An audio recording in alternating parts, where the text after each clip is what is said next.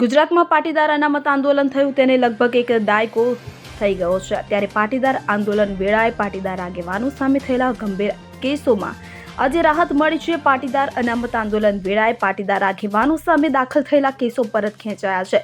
પાટીદાર આંદોલન વખતે હાર્દિક પટેલ, દિનેશ બામણિયા, અલ્પેશ કથિરિયા, ચિરાગ પટેલ સામે નોંધાયેલા રાતદ્રોહ સહિતના કેસો સરકારે પરત ખેંચ્યા છે, જેને લઈને હવે દરેક સમાજમાંથી તેમના પર કોઈ આંદોલન સમયે કરેલા કેસો હોય તે પાછા ખેંચવા માંગ કરવામાં આવી રહી છે। આ મામલે હવે ક્ષત્રિય સમાજ પણ જાગ્યો છે।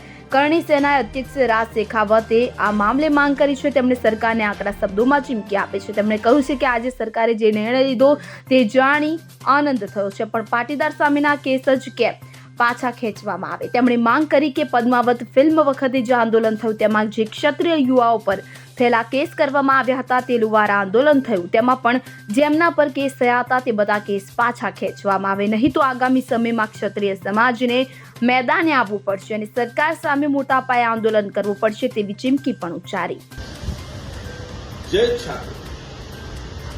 પાટીદાર અનામત આંદોલન તમામ આંદોલનકારીઓના કેસો ગુજરાત સરકાર દ્વારા આજે પાછા ખેંચવામાં આવ્યા। જાણીને આનંદ થયો અને આ નિર્ણયને અમે સ્વીકાર્યો, પરંતુ ગુજરાત સરકાર ભેદભાવ શા માટે કરી રહી છે?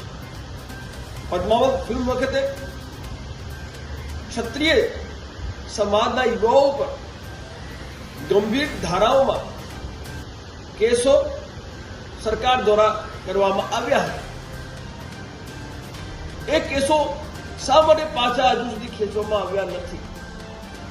તુરંત પ્રભાવથી પદ્માવત ફિલ્મ આંદોલનના જે કેસો છે એ પાછા ખેંચવામાં આવે। લુવારાની જે ઘટના હતી, એ આંદોલન હતું, એ આંદોલનમાં જે યુવાઓ પર કેસો થયા છે એ પાછા ખેંચવામાં આવે અને જેટલા પણ આંદોલન થયા છે આ ગુજરાતની આ ધરતી ઉપર, એ તમામ આંદોલનના જે કેસો યુવાઓ પર કરવામાં આવે છે સરકાર દ્વારા, એ તુરંત પ્રભાવથી પાછા ખેંચવામાં આવે, અન્યથા અમારે સરકારના વિરોધમાં મેદાને ઉતરવાની આવશ્યકતા છે। જય ભવાની, જય Chhatrapati. Bureau report, CN24 news. હવે જુઓ દેશ દુનિયાની તમામ ખબરો તમારી આંગળીના ટેરવે।